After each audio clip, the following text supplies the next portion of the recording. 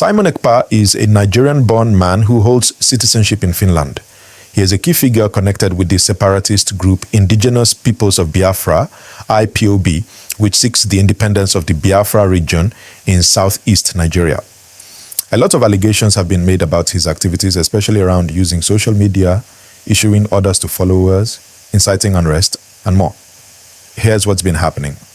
A Finnish court has found Simon Ekpa guilty of terrorism-related offenses, including public incitement to commit crimes for terrorist purposes and equipping groups with weapons and explosives. In one report, it states he used his significant social media following to stoke tensions in the Biafra region, committed these crimes from the Finnish city.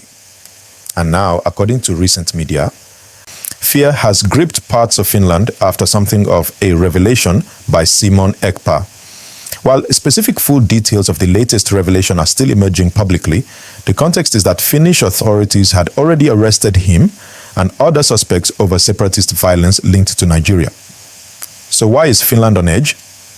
Because the revelation suggests that Ekpa, from Finland, may have been orchestrating or influencing violent activities overseas, thereby making Finnish soil part of the chain of command. That means what happens in Nigeria is having direct links to Finland. And for Finland, this raises questions of national security, broadcasting incitement laws, how to manage foreign-based radical influence operations, and the wider implications of international terrorism networks. Back to Nigeria. This story hits home for us because IPOB's sit-at-home orders in the southeast, the violence attributed to it, the economic losses, the human cost, all of these tie into the activities of Ekpa and his network. For example, in one article, the Nigerian government welcomed Ekpa's conviction in Finland, saying it validates Nigeria's claims against him. Now let's talk about the latest revelation aspect, what viewers should know. Reports say that Finnish authorities gathered evidence that Ekpa's network from Finland was supplying contacts in Nigeria with arms and explosives, coordinating via social platforms and pushing for violent insurrection rather than mere protest. That means the once separated idea of overseas-based separatist influence is now being enforced in real time from a European country to Africa. And for many people in Finland, this raises a question. How many more such networks are there? Are they under surveillance? Do they pose risk of violence within Finland too? Fear is the natural reaction when one's country becomes part of such a story. Let's zoom out for a moment. For Nigerians watching, this is not just about Finland. It's about how globalized our struggles are. It shows how a person can be physically in one country but using modern tech, social media, money, networks to influence conflict in another country. If you are living in Nigeria or you have relatives abroad, this should raise your awareness. Activism and separatism are no longer bound by borders in the 21st century. I also want to raise a question. What do we do now?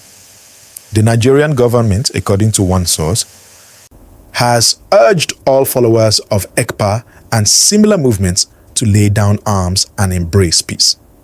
But when an overseas-based leader is still active, peace talks become more complex. For Finland, the revelation triggers a reassessment of its legal frameworks. How to prosecute someone when they reside legally in Finland, but their actions abroad cause violence. How to regulate social media incitement across borders. How to ensure foreign policy and security policy cover these transnational threats. And for you and me here in Nigeria, ask, what about the original grievances that led to IPOB's rise? What about jobs, youth, regional inequalities, history of 1967-70 war in which millions died? Many say the root causes are still largely unaddressed. While the criminality must be dealt with, the context cannot be ignored. So, viewers, here's what I suggest we keep our eyes on. Legal follow-through. Will Finland extradite Ekpa if requested? Or how will they handle his sentence? Repercussions for Nigeria. Finland relations. Already the Nigerian government has commended the Finnish ruling. That shows willingness for cooperation. Impact on southeast Nigeria. Will this judgment weaken the hold of Ekpa's network, reduce sit-at-home orders, reduce violence? Or will new leaders emerge? Media and social media role, how platforms are being used by separatist movements. What regulatory responses might come? Broader global lesson that no matter where you are in the world, if you are influencing violence in your home country, you can be held to account. From what is being reported, Finland's security agencies, including the Finnish police and the equivalent of our DSS, are not taking things lightly anymore. They have started tightening their surveillance on extremist activities, online radicalization, and foreign-related propaganda. This is because of the recent findings showing that Ekpa allegedly used his base in Finland to coordinate sensitive operations connected to unrest in Nigeria's southeast. For Finland, this situation is uncomfortable. It's a peaceful, quiet, law-abiding country. People there are not used to hearing about terrorism or politically motivated violence within their borders. So when a high-profile case like this appears, it shakes public confidence. Citizens begin to ask, how could something like this be happening right under our noses? And that's why the media in Finland have been paying close attention. They're reporting not just the legal side of the story, but also the security concerns.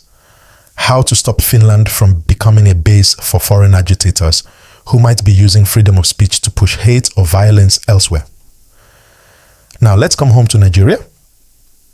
The news of Simon Ekpa's conviction and these new revelations has sparked a lot of conversation. Some Nigerians are relieved, saying justice is finally catching up with people who use chaos to cause pain back home. Others, however, are cautious. They say it's not just about arresting one man, but about addressing why so many youths in the southeast feel unheard. Let's be honest, for years the region has struggled with unemployment, underinvestment, poor infrastructure, and political marginalization.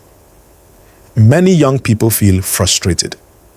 And in such frustration, they become vulnerable to online voices promising freedom or revenge. That's how some fall into movements that later turn violent. So this is where the Nigerian government has a big opportunity. Now that one major figure like Ekpa has been exposed and convicted abroad, it's time to double down on peace building, not just policing. There should be community dialogue, rehabilitation for those misled, and a real investment in Southeast development. But make no mistake, what Simon Ekpa allegedly did is serious. Finnish prosecutors said he used his platforms to incite violence, post dangerous directives, and coordinate funding that could be linked to terrorism activities. And remember, when such actions lead to innocent people being killed or businesses destroyed in Nigeria, that's not activism, that's crime.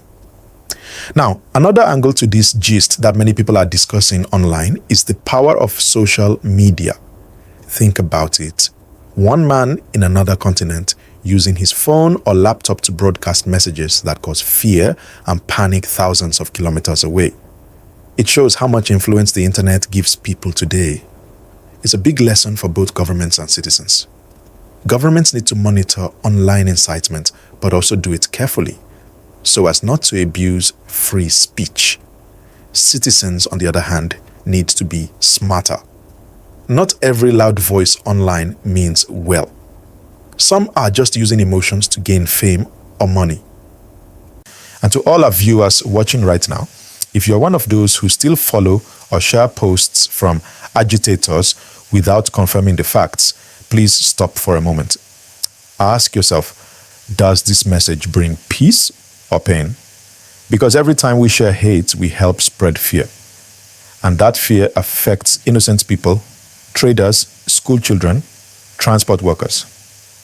Now, about Finland again, there are reports that the government might start reviewing their asylum and citizenship policies, especially for people found supporting extremist causes abroad. This could affect not only Nigerians, but other nationalities too. It's a reminder that no matter where you live, the law will eventually catch up with anyone promoting violence. Meanwhile, in Nigeria, many are waiting to see if this will reduce the sit-at-home orders that have crippled business in the southeast. markets have suffered, schools have shut down on Mondays, and families have lived in fear. People are tired. So the hope is that with this case and this latest revelation shaking things up, calm will finally return. And speaking of calm, we must also appreciate the ordinary citizens in the region who, despite all this tension, still go out daily to work, trade, and live peacefully. Their courage keeps the economy alive. Now, my people, as we round up this segment, remember that this story is not only about Simon Ekpa or Finland. It's about what happens when information, power, and emotion mix without control.